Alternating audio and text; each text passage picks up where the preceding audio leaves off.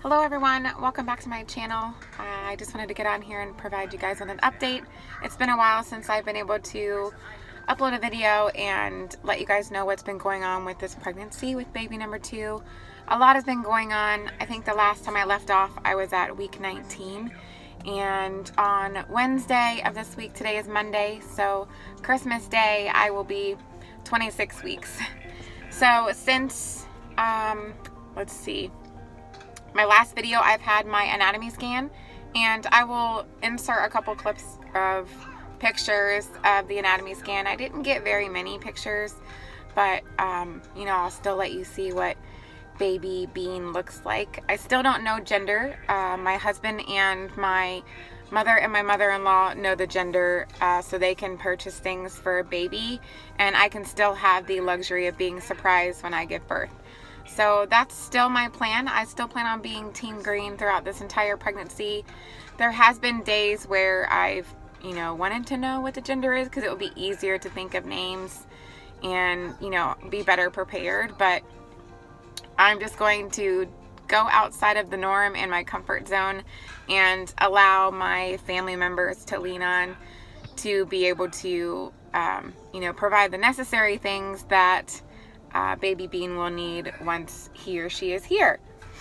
So without further ado, I'll just go ahead and give you guys the cold-hearted facts of what's been going on. Sorry for the lighting, I'm in my car, but I have to take Tamsin, my daughter, to an ear appointment this afternoon. So we are getting ready to head out to do that. So if you hear her in the background, that's who's with me, and she has her iPad, so we are good to go. But I've been out on short-term disability with pregnancy complications with this pregnancy since the day after Thanksgiving. As some of you know, I did have a subchorionic hemorrhage, and if you don't know, I had a subchorionic hemorrhage from the time I basically found out I was pregnant until almost 10 weeks. And then I was also diagnosed with placenta previa, which is a low-lying placenta. And if you don't know what that is, I'm by no means a medical professional, but just by my own research and what I've been advised by my OB, it basically means that my placenta is really close to the opening on the inside of my uterus to my cervix. So it has potential to move, and that's what we are hoping for, and we are hopeful of, because it didn't end up moving, but I'll get into that in just a moment. But I found out that around, 21 weeks, because I had some pretty heavy bleeding, and that's pretty normal with having placenta previa. Any type of Braxton Hicks contractions or regular contractions I've been having, which is another complication of mine, kind of irritates my cervix, and I have a really irritable uterus, so I've also been diagnosed with that. I have been confirmed gestational diabetic.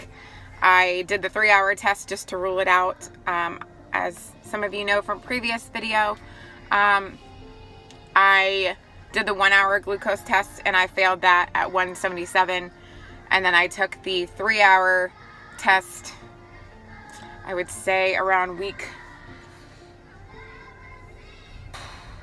week 22 or 23.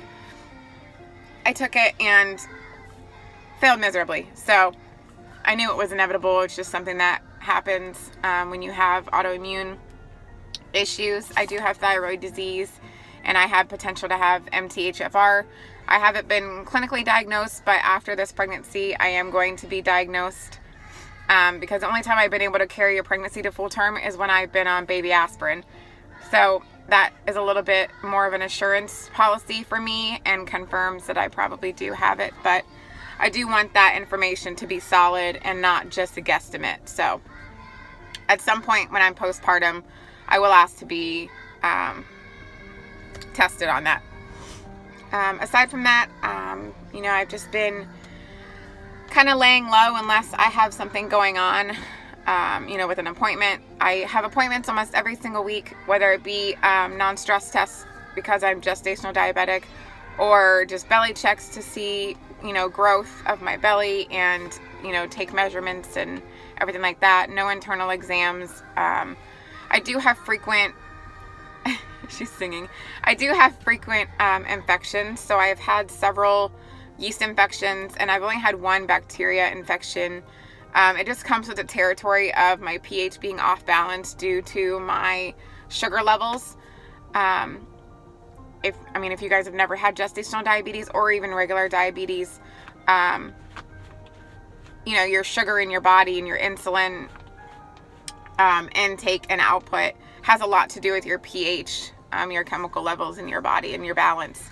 So unfortunately for me, I've always been prone to yeast infections and bacterial infections, mostly yeast infections. It has to get really bad to turn into bacteria, but for the most part, it's just yeast infections. So it's no fun. I had them with Tamsin too. They usually resolve, and they did resolve. I'm hoping it'll be the same after I had this baby, but I went back to having very minimal infections after I had Tamsin. So I'm hoping for the same for this baby too. But yeah, I guess as far as symptoms go, I think I've pretty much laid everything out. Aside from the basics, my breasts have definitely enlarged. We don't need to show those, thanks. What else? I'm still frequently urinating. I do have, bouts of insomnia where I'll wake up in the middle of the night, have to urinate, and I can't go back to sleep. So, that's a bit frustrating and makes for a really long day when you have a 2-year-old to tend to. But I'm really thankful that I'm, able to be out on short-term disability, and I have the luxury of being able to utilize those benefits. I know not a lot of people get to do that, but it comes with a price, so I have complications because of it. But yeah, I guess the only other symptoms I'm having is that my nausea is starting to return. So I was feeling really good, I would say, from, as far as nausea is concerned, from week 16 until about week, 24-ish. And then last week is when I started to feel kind of rough and have waves of nausea here and there. But, it started to pick up the pace and frequency. So, I don't really have that much of an appetite. I'm experiencing constipation a lot. So that just comes with the territory too. Sorry if TMI. I take a stool softener every single day, per the recommendation of my OB. And, some days it works and some days it doesn't. I usually, if I have issues, if I'm constipated one day, the next day I'll try to slip in a coffee. Caffeine is not really recommended, especially for those that have had multiple losses like myself. But I've had it cleared with my OB, and I only have one coffee, so I have one right now. So you know what today is. Hopefully I'll be able to go to the bathroom, but we'll just...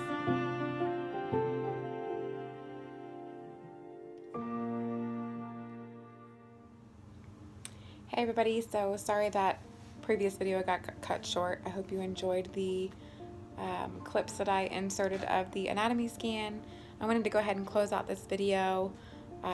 Today I am 26 weeks and 2 days, so I will go ahead and show you my bump, and I will try to remember to hop on here and give you guys updates. I think I last mentioned that I am out on short-term disability. I did have an appointment yesterday, and I'm staying out because I am diagnosed preterm labor, and I've been having spotting off and on with the many yeast infections that I've been having with my gestational diabetes, and just various complications of my low-lying placenta. I believe I mentioned that the other day. But today is Friday. I hope you guys have a great weekend. And if you guys are new to my channel, thank you so much for joining. So here is my 26-week bump from the side. Here it is from the front. And then from the other side. I am measuring 2 weeks ahead. I'm 28 weeks.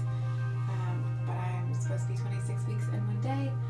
So I'm now going to be doing every 2-week monitoring, until 36 weeks, and then it'll become weekly. So we're coming into the home stretch. I cannot believe the third trimester is right around the corner, but yeah, that's my belly. And if you would like to continue on this journey with us and learning how things continue with baby number 2, then please consider subscribing. We would love to have you join our channel. And I again hope you guys have a great weekend, and thanks for watching. Bye.